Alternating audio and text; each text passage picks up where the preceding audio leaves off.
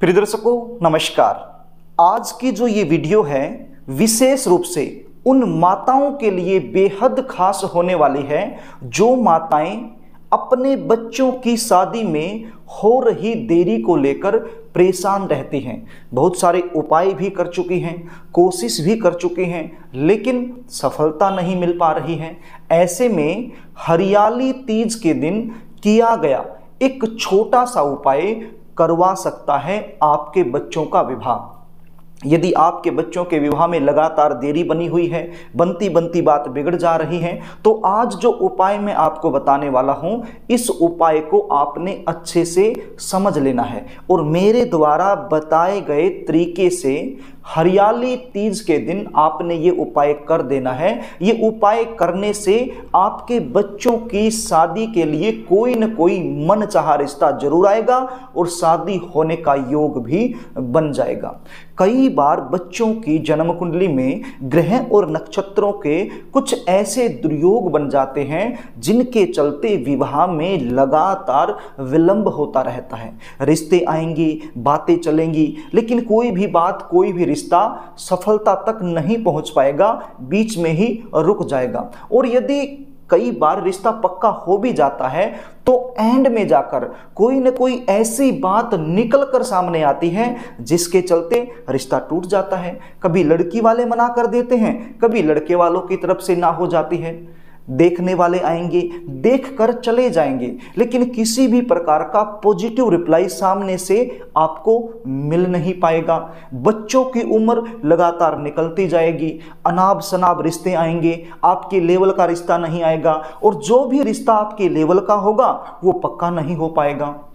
यदि आप इन समस्याओं से जूझ रहे हैं, परेशान हो चुके हैं, तो इन समस्याओं से छुटकारा दिलाने के लिए हमारे शास्त्रकारों ने बहुत सारे उपाय बताए हैं। तो उन्हीं उपायों में से एक उपाय आज मैं आपको बताने वाला हूं, जो कि आपने हरियाली तीज के दिन कर देना है।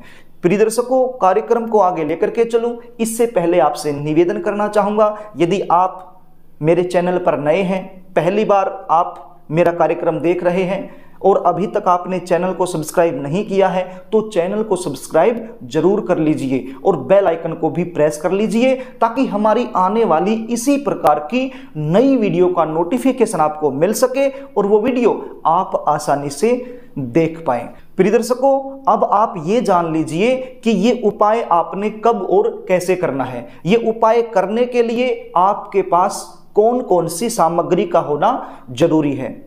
प्रिय दर्शकों, 19 अगस्त 2023 शनिवार के दिन हरियाली तीज का पर्व मनाया जाएगा।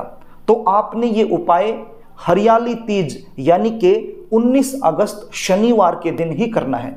ये उपाय आप सुबह से लेकर शाम तक किसी भी समय कर सकते हैं, समय का कोई भी बाउंडेशन नहीं है। जब भी आपको पूरे दिन में समय मिले उसी समय आप ये उपाय कर सकते हैं।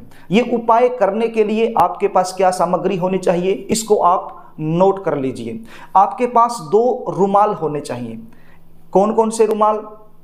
एक रुमाल हरे रंग का और एक रुमाल पीले रंग का। 2 रुमाल आपके पास होने चाहिए। एक पानी का लोटा होना चाहिए। आप कोई भी लोटा ले लीजिए, आप स्टील का लोटा ले सकते हैं, तांबे का लोटा ले सकते हैं, कोई भी लोटा आप ले लीजिए और उसके अंदर थोड़े से काले तिल डाल लीजिए।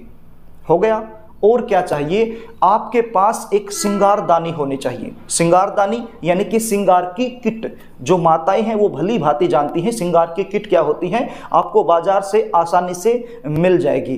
तो इस सिंगार की किट के अंदर जो चूड़ियां होंगी वो हरे रंग की होनी चाहिए। इस बात का विशेष ध्यान आपने रखना है। इस श्रृंगार किट के अंदर जो चूड़ियां हैं वो हरे रंग की ही आपने लेनी है, किसी दूसरे रंग की नहीं होनी चाहिए। तो श्रृंगार किट के अंदर जैसे कंघा है, शीशा है, लिपस्टिक है, पाउडर है, इत्यादि और भी बहुत सारी चीजें आप अच्छे से जानती हैं कि श्रृंगार किट में क्या होता है। तो एक श्रृंगार किट आपने ले लेनी है। ये सामग्री आपके पास होने चाहिए ये उपाय करने के लिए।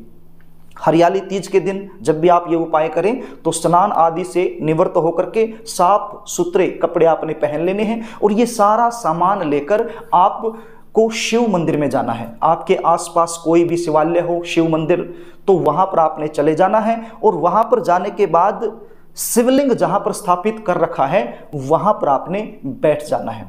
सबसे पहले जो पानी का लोटा आप लेकर के गए हैं, तिल मिश्रित यानी कि काले तिल आपने डाल रखे हैं पानी के अंदर, तो वो पानी आप ओम नमः शिवाय बोलते हुए शिवलिंग पर अर्पित कर दीजिए। ओम नमः शिवाय, ओम नमः शिवाय, इस प्रकार से बोलते हुए पूरा जल शिवलिंग पर अर्पित कर दीजिए। उसके बाद ये जो 2 रुमाल आप लेकर के गए हैं, इन दोनों रुमालों को आपस में बांध दीजिए। कैसे बांधने हैं? एक सिरा हरे रुमाल का लेना है, एक सिरा पीले रुमाल का, तो दोनों के एक एक सिरे आपने बांध देने हैं। अब एक रुमाल इतना सा है तो 2 रुमाल इतने हो जाएंगे। तो इस प्रकार से आपने रुमाल को बांध देना है। बांधने के बाद जो भी शिवलिंग का नीचे वाला हिस्सा है, मान लीजिए ये नीचे वाला माता रानी के कमलस्थ है और यहां पर ये शिवलिंग टिका हुआ है, तो जो नीचे वाला हिस्सा है वहां पर आपने इस बंधे हुए रुमाल को रख देना है। अब ध्यान देने योग्य बात है, रुमाल में आपने एक ही गांठ लगानी है, 2 गांठ नहीं लगानी, एक ही गांठ लगानी है। और जो शिवलिंग का नीचे वाला हिस्सा है वहां पर आपने इस रुमाल को रख देना है। उसके बाद क्या करना है?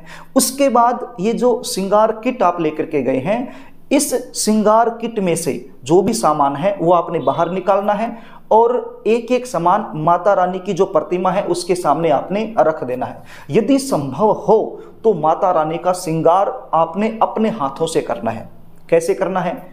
श्रृंगार दानी के अंदर लिपस्टिक है तो माता रानी को थोड़ी सी लिपस्टिक आप लगा सकते हैं। उसके अंदर मांग भरने का जो सिंदूर है वो भी है तो माता रानी की मांग भी आप भर सकते हैं।